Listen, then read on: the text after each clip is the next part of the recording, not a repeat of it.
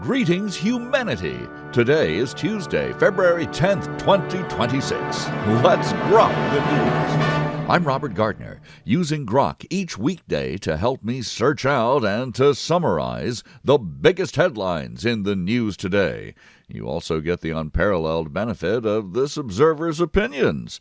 We review a roundup of the most critical reports in the world, from Tehran, from Hong Kong, from Jerusalem, from Texas, and from New York City, as well as the rest of the world. But first, a deep dive into today's top story, coming up right after this. God with Us. The story of Jesus is a full blending of all the Gospels into one continuous narrative, a narrative that misses nothing from the Savior's life. Inspired by the majestic text of the King James Bible, God with Us is adapted to modern language and formatted for easy reading. A faithful paraphrase divided into brief stories fit for daily Bible studies.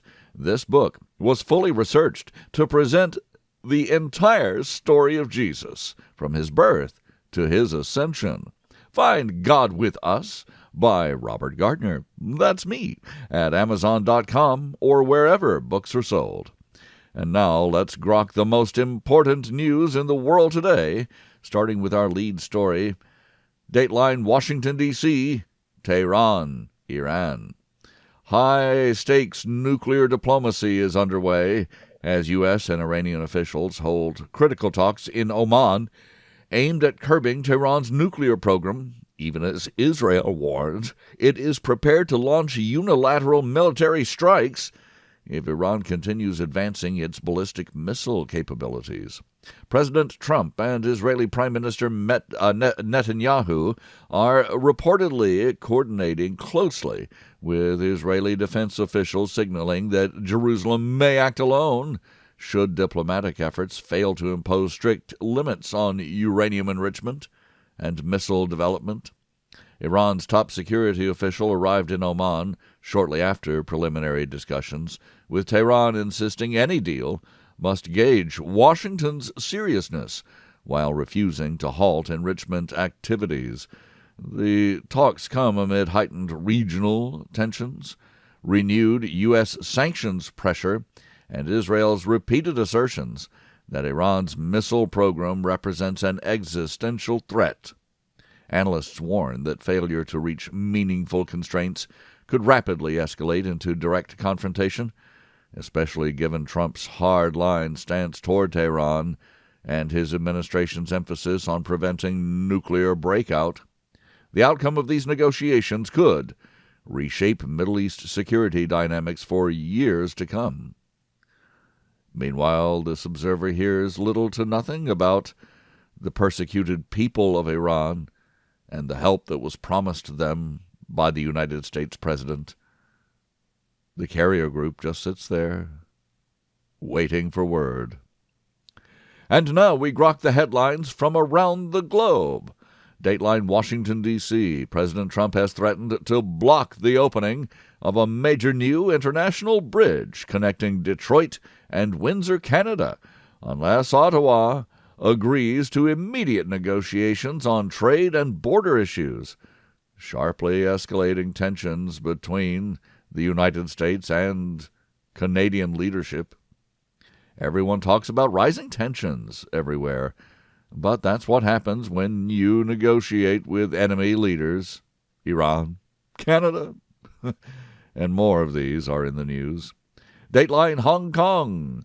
China. If you didn't hear, prominent pro-democracy media tycoon Jimmy Lai has been sentenced to 20 years in prison in a landmark case widely viewed as a severe blow to press freedom under Beijing's national security law. As this observer has said before, this was inevitable from the moment the United Kingdom gave up Hong Kong. Dateline Washington, D.C. Ghislaine Maxwell invoked her Fifth Amendment right against self-incrimination during a closed-door congressional deposition concerning her ties to Jeffrey Epstein. as survivors continue pressing for the full release of related files. This observer keeps expecting to hear of a plea deal or of another impossible locked-door suicide. Dateline Tokyo. Japan is still celebrating after conservative leader Sane Takaichi has secured a decisive landslide election, positioning her to potentially adopt a tougher stance toward China while pursuing economic reforms.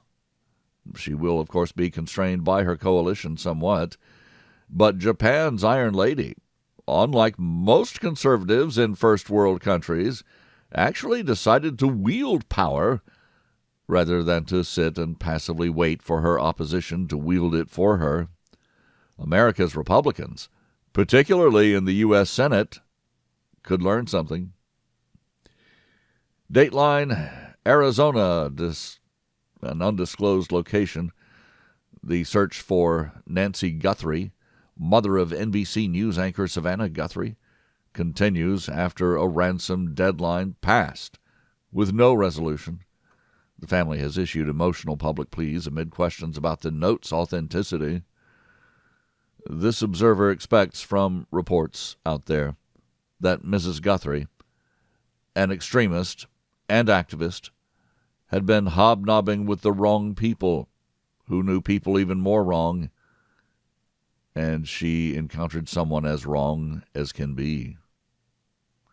Dateline Jerusalem on the West Bank.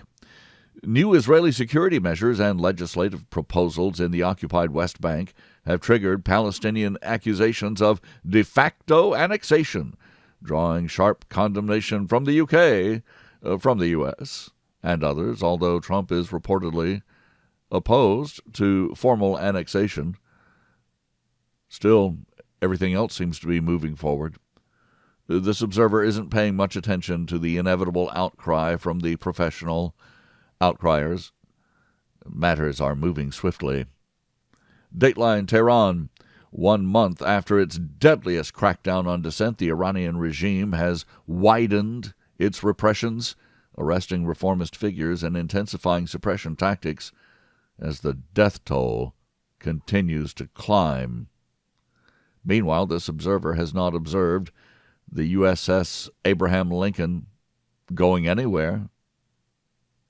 Matters are not moving with the nuclear talks, nor do there seem to be any talks about the repressed in Iran. But when they do move, will it be anticlimax or the end of one of the most wicked regimes the world has ever known? Dateline Russia. On the Ukraine border, widespread blackouts are hitting Russian border regions after Ukrainian strikes targeted energy infrastructure, exacerbating civilian hardship amid the ongoing war. Both sides suffering in what was probably the most needless and preventable war in modern history. Dateline Washington, D.C. FCC Chairman Brendan Carr has launched an official investigation into the ABC talk show The View, raising questions about potential violations of broadcast standards. It is long past time for that sort of investigation. Well, this observer could suggest a whole list. Dateline Across America. Economic Analysis is crediting former President Donald Trump's restrictive immigration policies with driving productivity and high-wage job growth in many key sectors. Who would have thought that America First economics would benefit Americans first? Dateline. Across Texas, a new poll shows Representative Jasmine Crockett, of all people, leading the Democratic field in Texas U.S. Senate primary, while Turning Point Action has endorsed Attorney General Ken Paxton over on the Republican side. New York City, New York. Extreme cold weather gripping the region. It's claimed at least 18 lives in New York City, highlighting broader deadly winter impacts across the United States. Well, it highlights something else. There has been criticism of Mayor Zoran Mamdani for stopping the winter warming program that saved lives of freezing homeless under past administrations. Dateline Manila. The Philippine Supreme Court has ruled that same-sex couples may co-own property, marking a significant advance for LGBTQ plus legal rights in that country. Dateline Sydney, Australia. Police defended their handling of protests that erupted during Israeli President Isaac Herzog's visit amid lingering tensions following the Bondi Beach attack by Islamic terrorists. For some reason, the headline writers always seem to miss that part. Dateline USA. In a landmark trial, opening arguments have accused Meta and Google of deliberately designing addiction machines into their platforms, with major implications for youth mental health and social media regulation. This observer wonders if there aren't similar arguments to be made against the potato chip industry. You want to talk about addicting? Well, I thank you for listening. Please join me tomorrow to once again grok the news. I'm Robert Gardner. Godspeed and God bless.